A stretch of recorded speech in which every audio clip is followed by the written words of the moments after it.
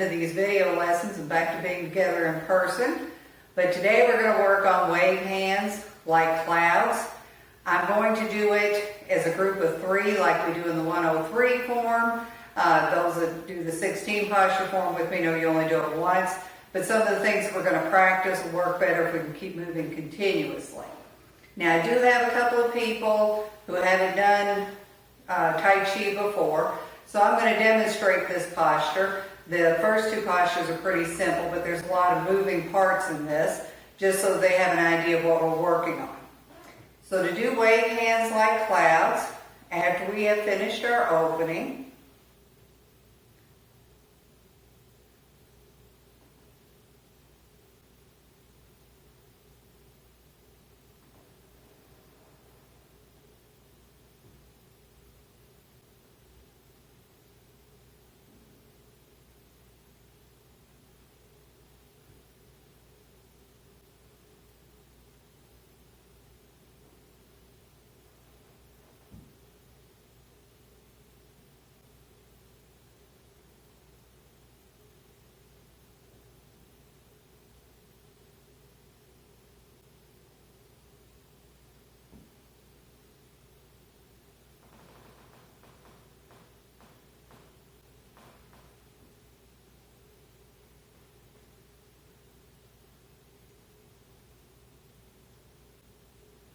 it's a very beautiful movement. It's also very good for our backs, but there's a lot of detail into this. And what we're going to cover today, if you're new to it, focus more on the lower body and the stepping. And then depending on how many times or classes you've been in, work on the stuff that'll come later in the class. So we're going to do a little bit of a review. We talked about last time, and this is very important, and we're going to add to this because we have to keep a rounded quad as we step, but we want this arch-like feeling, this extension from here, holding those legs out, keeping the knees in line with my hips and my toes. We don't want to be pulling from here. It gives you the same look, but it has a different feel to it. So you want to be rounded and open through here. We also talked about when we did our prepare and opening, pushing downward. So there's an outward and a downward, making that arch in the legs. So we push down into our legs and we increase, pushing into both legs equally as we come up and pushing into them as we come down. So we never get light in the lower body. We always keep it, they say heavy, I like more stable, sturdy, but not rigid. And then we also worked on arm rotations. So if I'm standing here before I begin and I have my body shape, head up, shoulders down, expand the back, sink the chest, and relax the waist to bring the hips under the shoulders, my arms would hang naturally about like this. But we want to extend and rotate. Outward in the front, back. On the back side, you turn them in so that it is very crisp, turning those arms fully to the side. We don't want to do this with our hands. It doesn't open up the top. We want to rotate from the shoulders down, getting the whole arm turned around. And then when we change, to start the upward movement, we fully rotate them at the shoulders this way to turn the palms back. We went over this some, and I think I might have a way to make it a little bit clearer, that we need to have this opening in our armpits. It is what connects the arm movements to our torso. Without it, you can move your arms in a coordinated manner with your body, but when you are extended and pushing and opening through here, your arms are actually part of your torso, and their movement is the same with the torso. So this is very critical to get our arm movements right and to connect the arms to each other across the body. So what we do when we are doing this, and I don't have a person, so I've got a little guy here, If you were kind of at the center of your shoulder blades, you're going to push outward equally, out on both sides. And this feels like that makes that bow across your back, but that is also part of the arms being connected. So that bow kind of extends beyond this line, and you're pushing your arms outward to have that openness under your arm. It will look exactly the same if I do it by pulling my elbows or contracting around here. It looks about the same, but it's different when I do it internally. It has a different feel. It doesn't change the look up here. It does change the appearance of your arms when you're moving, but it's that idea of pushing through here. So one way that we can work on this, we talk about perceived resistance. So if something or someone is pushing your shoulders like this, and it's a pressure coming in, and you want to extend and put pressure going out to hold those arms, that connection to your torso, so that you have the opening under your armpits, but there is still a connection. Now, we don't do it in this style, but the other style that I teach has a posture called open and close. Very simple posture, and I really like it. So you have your roundness, and we talked a little bit about horse stance and tree hugger meditation, where your hands are like this. In the open and close posture, our palms are up. Now, I didn't do that with my wrist.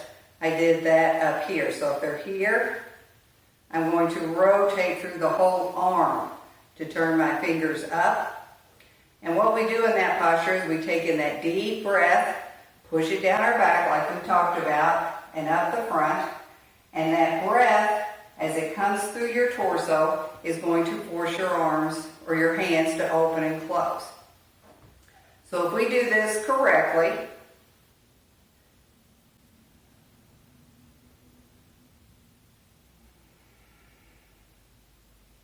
I didn't move my arms. It was this balloon-like expansion of my torso that separated the hands just a little and brought them back. I like this because you can see if your hands or your arms, are connected to your torso. So if I'm pulling, contracting, and I'm pulling out here, and I do this, I can get that deep breath, but it's not expressed in my hands.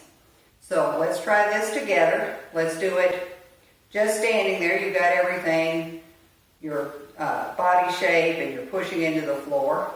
And take the deep breath without connecting your arms.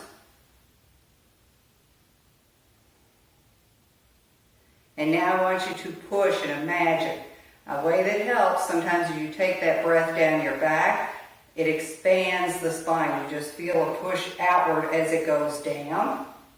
So I want you to now try it connected, extending through here, and open and close.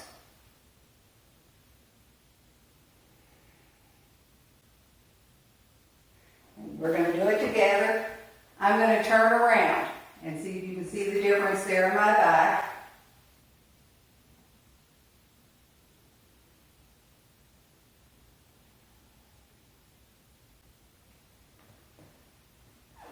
This needs to develop. This is a very important muscle. It took me a while to find it. I think we all kind of give it up. It's right between your shoulder blades, right around where a bra strap will go across, and that breath can take that and push outward, extending in both directions equally to connect those arms. This is something very easy to practice. I do this when I tell you all have heard me. I do a lot when I'm stopped at red lights, but this works really well just to pass a little bit of time working to develop that muscle that we have kind of given up and don't use as much as we should. So play with that some, doing it where it's not connected. Breath is there, but it's not expressed in the hands. And extended.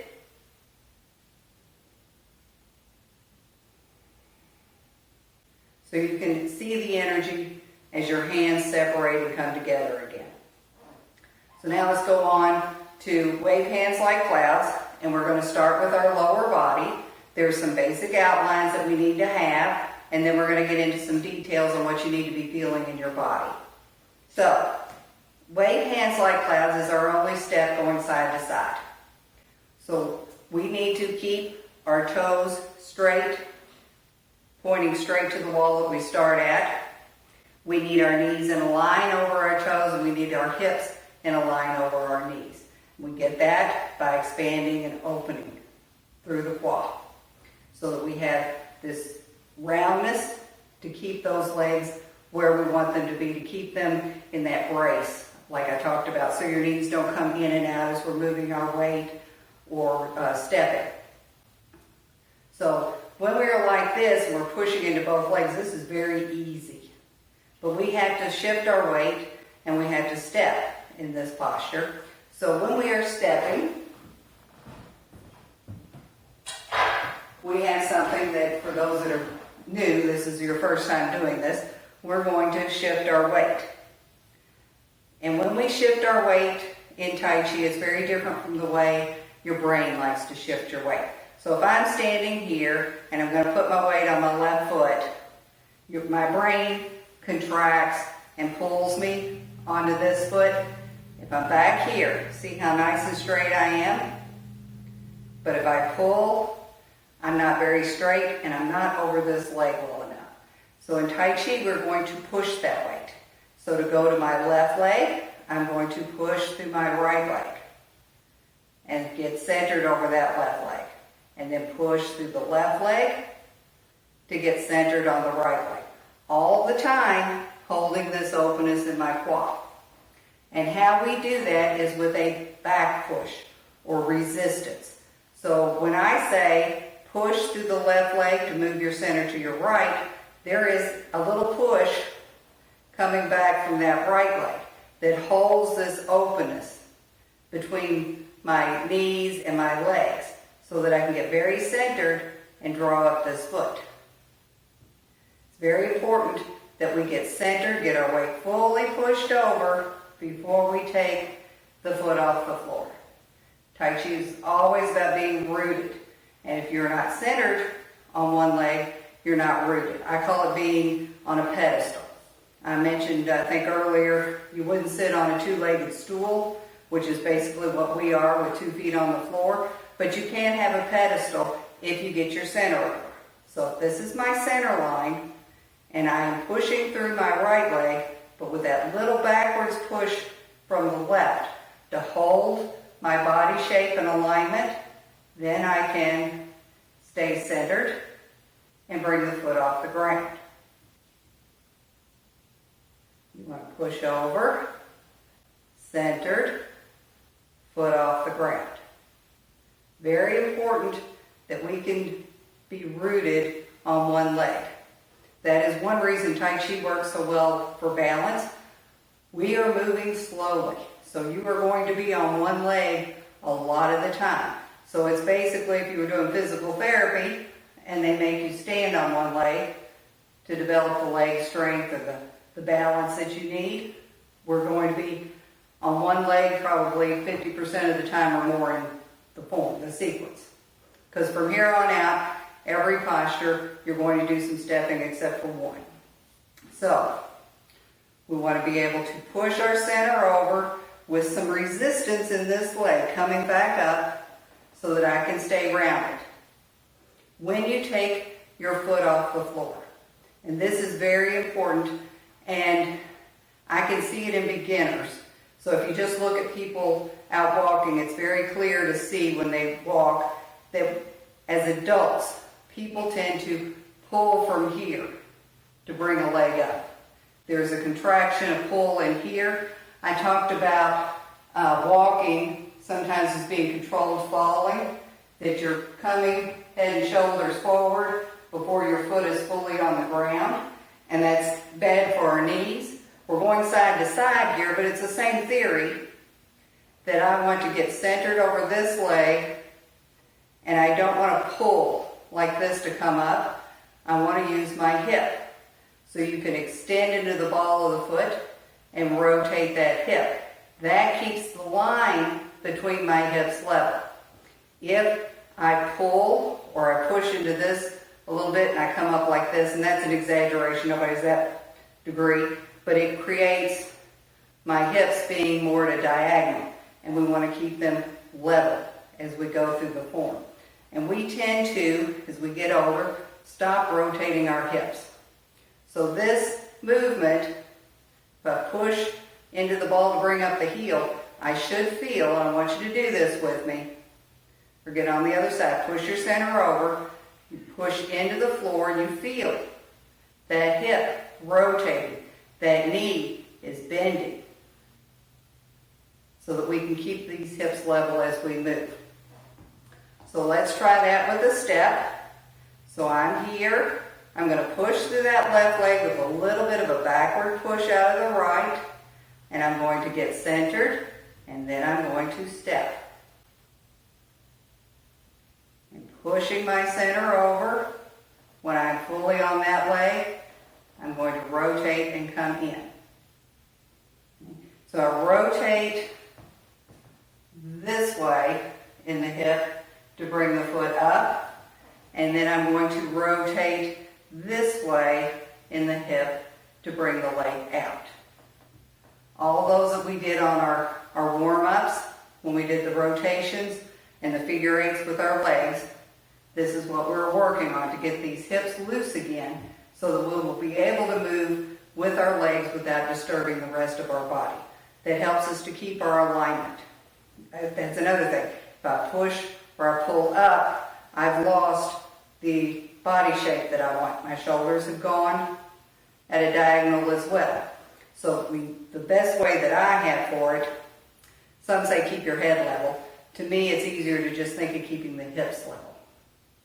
So as we step, we don't want to, when I take this foot up, we do not want to come out like this.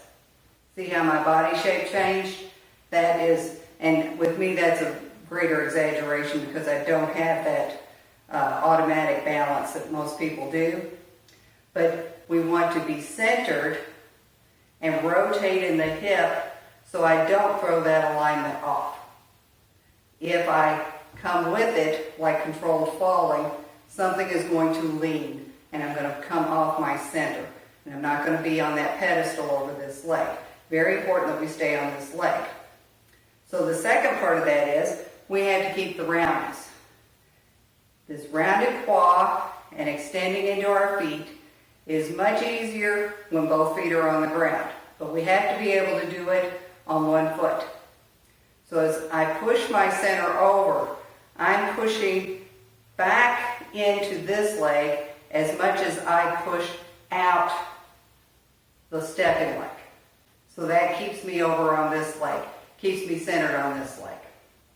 It's done through the Chinese waist, this area back here. It's an extension. It's like another bow across your back where I'm pushing into this leg as much as I extend this leg out so that I don't come with that foot as it goes down onto the floor.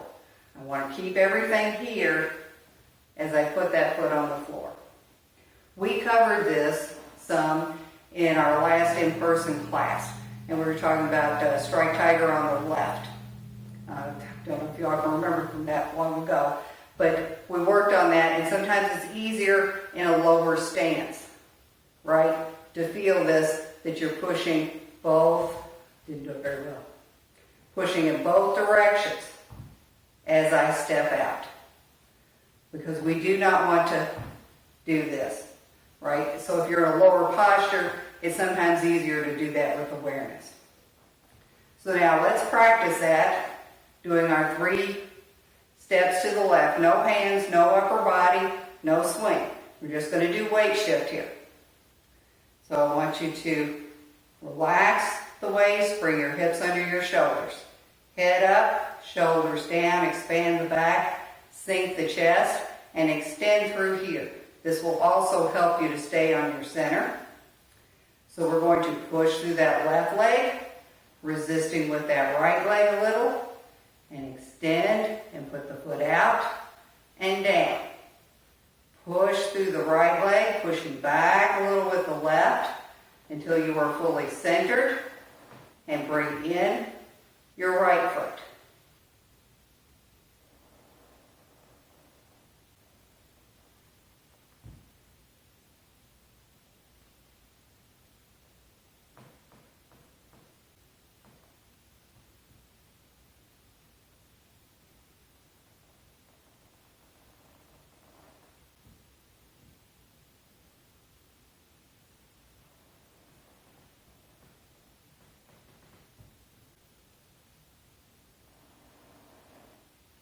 So were you aware of all the movement that goes on in your lower body? Hip rotation, knee bending. It's not just to bring your foot in and put your foot out. A lot of detail to this, but this is where it's the best exercise that it can be for us. Now, we talked also about creating the springiness in your legs, front and back and on both sides, so that if I'm going to bring up the ball of the foot, I extend into the heel. If I'm going to bring up the heel, I extend into the ball. And if I am going to step, instead of contracting the outside of the ankle and putting the foot down, I'm going to extend, just increasing this extension all the way on the inside of the leg to put the foot down. So let's practice doing that. So head up, everything in a line, pushing your center over, keeping the roundness, and extend that leg out. And then you can bring it back and extend it out. That is itself good practice. I talk sometimes about like a dog on a chain or a leash, pulling. If you contract, it's going to create a little bit of a pull. And you're going to put the foot down before you want to put the foot down. What we want to be able to do in Tai Chi is really control our foot placement. As a martial art, that's very important. Obviously, for balance, it's critical. So you come over, and if I extend, I can hold myself pretty stable. But if I am here and I contract, my alignment changes. So I want you to do this with awareness. I want to try it both ways. So you will stay rounded, have your alignment, push your center over, and extend, but holding the foot off the floor. And see how stable you are. You can come back and take a little break if you need to. And now I want you to push your center over and pull with your foot, contracting. And see if you can feel a difference in how stable you are. Typically, if you pull with your foot's going to go down really quickly. But if you're doing it with extension, the goal is to get to where this supporting ankle does not wobble. So I can stand here and hold that foot out. And bring it in and put it out. So I'm doing this with extension. Now, if you do this extending in the ankle, there's two ways to put your feet on the floor. Beginners, Master Young Jun recommends the entire side of the foot go down and then rotate. This keeps your toes straight. What happens is a lot of people trying to get a little bit bigger step, and you extend into the toe, and then the heel comes down, but it is not in a line. And I'm not sure how clear this is going to be on the video, but it should be straight behind the ball of the foot, everything facing forward. So we have people a lot of times where they get a little bit out, a little bit out, a little bit out, and sometimes it gets worse. So by the time they finish 3, their toes are very obviously going closer to the corner than straight forward. So if it's easier in the beginning, you put the whole foot down. This one and even the next one I find easier when I focus on ankles.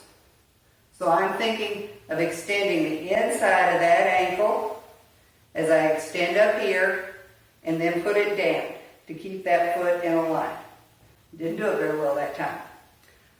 The next way would be that you put the ball of the foot down and then you're going to rotate and bring the whole foot down. This sometimes feels like it works almost like a siphon. So I am centered on this foot. I have a point where I am touching, which gives me the 2, which really helps for your balance. And then this rotating down is going to start to siphon the weight, and then you're going to continue pushing off of this leg. Now I like to push into the ball to bring the foot up and rotate at the hip. I've seen some people bring it up from the side. I don't really know if there's a preferred method, so you do where you're comfortable starting with. Maybe someday we'll find out. Okay, so let's practice that one more time.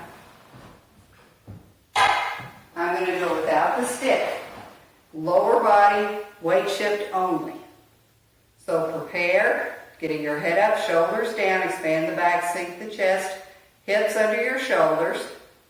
And we're just going to step. You want to make sure your toes are forward and you're rounded.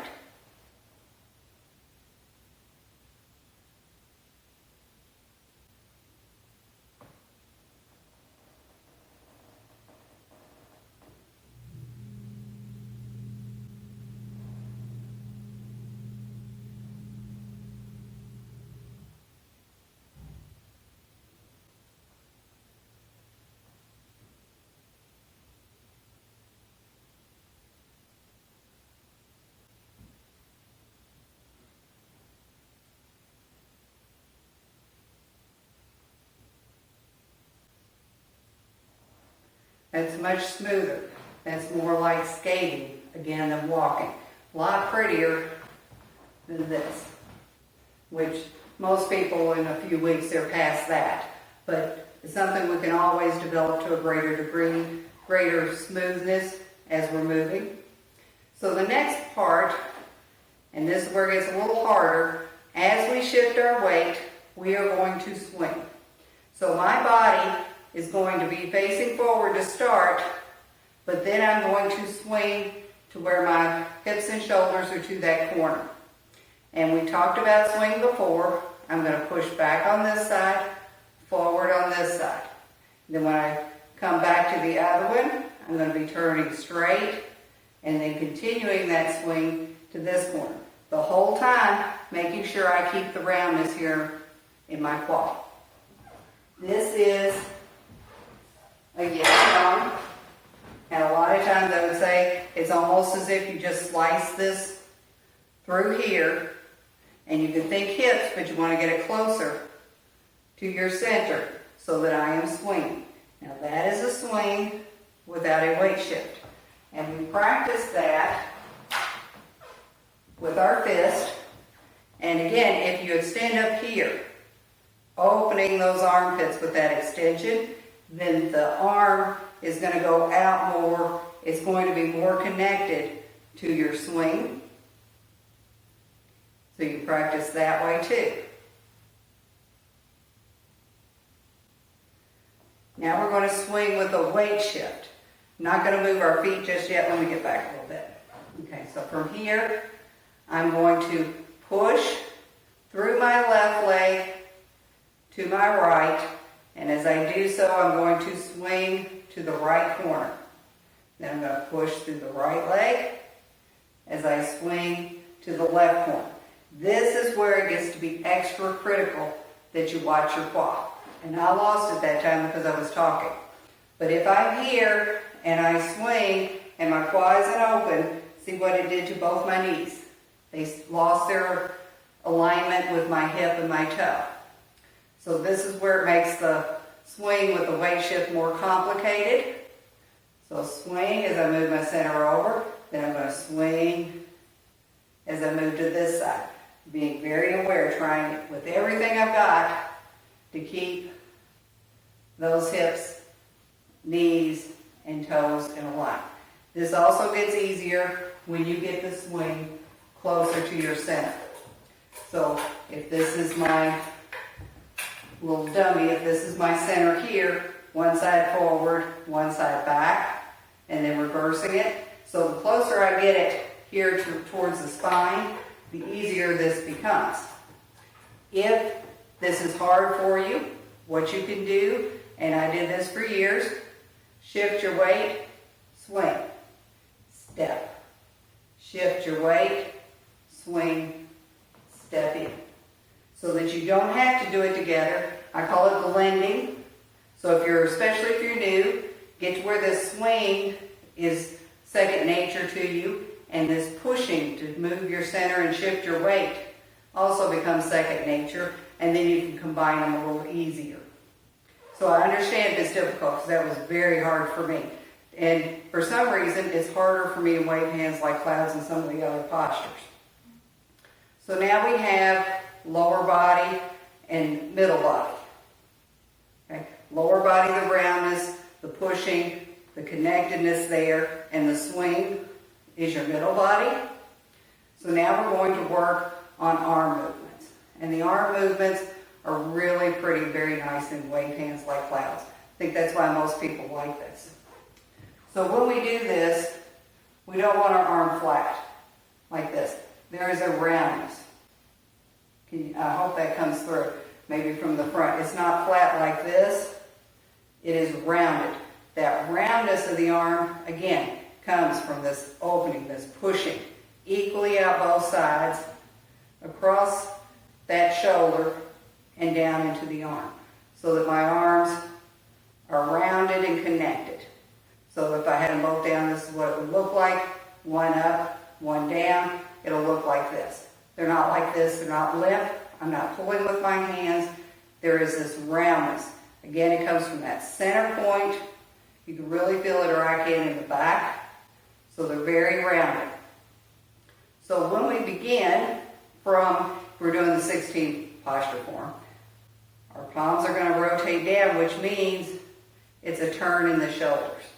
Can you see that? It's not this, it's this. I'm rotating at the shoulders to bring those palms down. And then I feel rounded. So in the 16, we would swing, but we'll do it without the swing first. We're going to rotate and bring the right arm to the left shoulder. So it's going to go from here and up. And again, this should be done in the shoulders. So we did this before. Put your hand here. If you lead with your hands, you're going to feel some tightness and a bump up in your shoulder. Instead, you want to do this rotation that we did to the front. So you're going to rotate internally.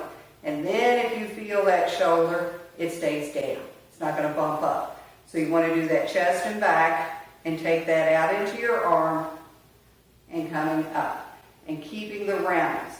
If I lead with my hand, I'm going to lose that rounded feeling and I'm not going to be connected anymore through here. So this is this rotation up. It is not my hand coming up. We talk sometimes about where your hands and your feet go. That's relative or out in the room. But movement is connected, and that will be the rotation. So it's going to come up to here, or it's going to rotate through here until your hand comes to this point. That's a better way to say it, but shorthand is easier. And then it's going to come across, and as it just passes center, you're going to rotate and turn the palm out. So I'm going to turn this way. I want you to see this. This is, again, my shoulder and my back. And I'm rotating on that elbow. So I'm pushing it around like this. It isn't this. There's a big difference in being connected and how my arm moves here. So just as it rotated and stayed engaged and connected here, when it comes across, this is a critical point, that rotation happens up here. And that keeps your arm connected to your body. If this were an application, somebody was coming in, this would be ward off. And then this would be pluck. So I'm going to come around, as hard to show myself, I'm going to pluck someone's arm and pull them over. So if I do it with my hand, I've lost all that connection and I can't use the swing and the rest of the rotations in my body for energy.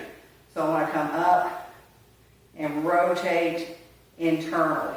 And again, this will also keep your shoulder down more than if you come up here and you rotate. You will feel more at the top instead of in here. Another thing is we are doing ward off, and we've done this in some of the other postures. It isn't just my wrist coming like this. Again, it's that pivot on the elbow, but there's sort of a push in of the elbow as a push up on the bottom of the wrist, a yin and a yang. This is a lever you're using against somebody's arm. And if I did it with just my hand, I don't have nearly the energy I do if I use a coordinated. This one up, this one up, this one down. But that has to be connected to my shoulder when I add it to the swing. So after I come up and I rotate, then I'm going to rotate out. That is this rotation. It looks horizontal when we practice it, but I'm going to rotate out. And my arm, if I am not turning, don't have my swing, my arm is open 45 degrees relative to my body. It should be at the corner when I don't swing. But once we add the swing, my body is at the corner. Let me get my lower body right. My body turns to the corner. My hand finishes to the side. So my arm did not move. If I'm doing it to the front, this is forward, this is 45 degrees, and my swing adds another 45 degrees so that my hand will finish and do this rotation with my arm to the wall. We don't want to stop and rotate here. That doesn't complete the rotation, even if I'm swinging and I stop out here. I need to have my body turned so that my hand will start the rotation here.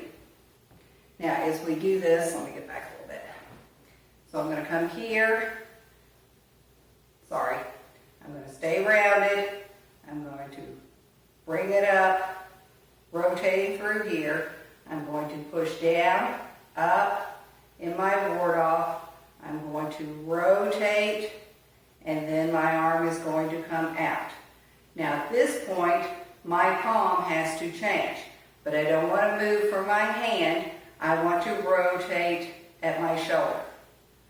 Rotate this way, through here, chest and back. So what we don't want to do is this, and then the direction of my arm doesn't fully change, and I lose this connection. So if I want to stay connected, and we tend to lose it here, but also when we get out to the side here, it has to stay extended, and if I turn from my wrist, I lose that extension. So I want to put your hand up here.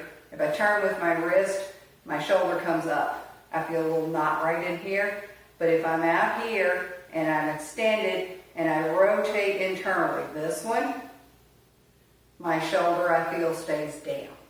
It doesn't have this rise. So then I stay connected, get that full arm rotated till the palm is at the back, and then I can maintain that roundness when my arm comes down.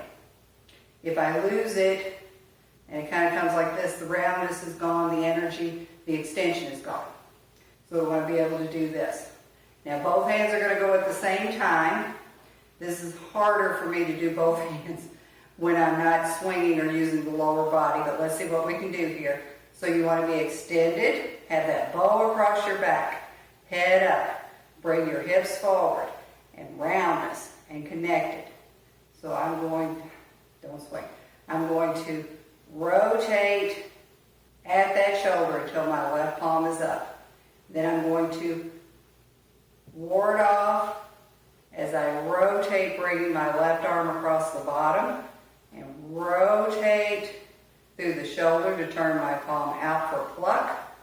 And then I'm going to rotate the whole arm from the shoulder to the chest to turn my right arm back as my left arm comes up. And this is really hard for me to do without turning, but this rotation back should match this rotation of the left arm coming up. Let me do it with the swing here.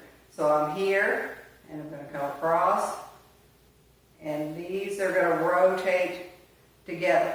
Feel it across your chest and back, that bow. It's not this one goes, this one goes. There is a coordination here where I rotate this way.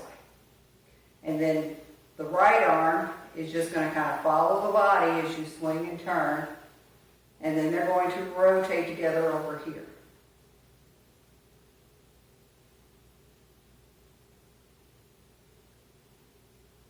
It's really hard to do. Sometimes you get so used to all the pieces being there, you try and take out something like your lower body, and it can be harder to do. But I wanted you to see and focus on this part for now. So now we're going to connect it all together. So if we have finished, first I'm going to swing. Push back on the left, forward on the right, until I am at that left corner. And as I come to that left corner, I'm going to rotate in chest and back, bring the right arm up to about my shoulder, keeping that openness in both arms. And then as I swing and push through that left leg, pushing back in the right to maintain my rounded quad. When I reach the center point facing forward, my hand is just a little bit beyond. Rotate into pluck. Whole arm rotates. As I get my body to the corner, my right arm is going to go to the wall, and I'm going to rotate my right palm back and start that left arm coming up at the shoulder. Then I'm going to, as I do that, and I'm centered on my right leg, that's when I step. And then I'm going to come back.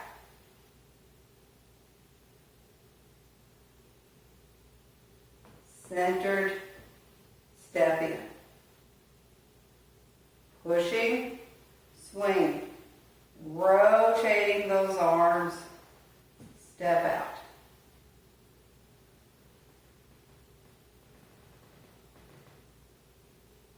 And step in. Now, if you got everything up until this point and you can get this rotation here, but mostly that you can keep this quad open by extending into both legs, then you can add doing the hip rotation at the same time that you rotate your arms here. So I'm centered, and I'm going to rotate my leg out as I rotate my palms to bring them up. This is coordinated. It's, again, those clockworks, like the gears in a clock. So I have both of my arms rotating as my hip rotates to put the leg out. And before I talked about it's always balanced. So my hands are out here before my leg goes out. So the mass of my body is kind of balanced along the center line, but we also balance the energy. So that energy is happening, let's see, from here on the left side with my upper body as the energy of my lower body rotates to put my foot out. So you can get the three of them going. Again, that's a little bit of a higher level, and be very sure that you have this openness and can maintain it, because it's much better that you rotate here, and keep your alignment, than if you come out here and you try and do it and you lean and you lose your body shape. So you need those components first, and they need to be sort of natural or a habit before you add that third rotation. I find that really knocks a lot of people off when we do that. So now I'm going to turn around and we're going to practice it together. I'm going to try and take smaller steps. I'm going to try and stay within the frame of the camera. And I'll call it out and just practice, but I'm not going to do the details. Sorry, I know some of you really like those. But focus, mindfully, be aware, feeling that you stay open and rounded, that your hips stay level, that you feel your hips always rotating, whether it's this way to bring it up, this way to go out, this way to put the foot down, and that would be first level. Second level, when you have that you're working on this extension through here, keeping the roundness, rotating here to bring the arm up instead of leading with the hand to bring the arm up. So rotating in here, rotating or pushing this way for ward off, rotating through the chest and back on that elbow to go into pluck, coming over here, rotating to turn the arm with the palm to the back. So you add as you go along.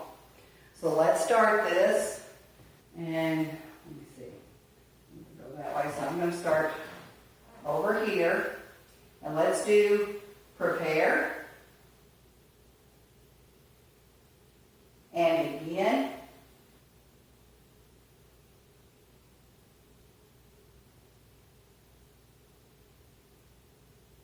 Wave hands like clouds.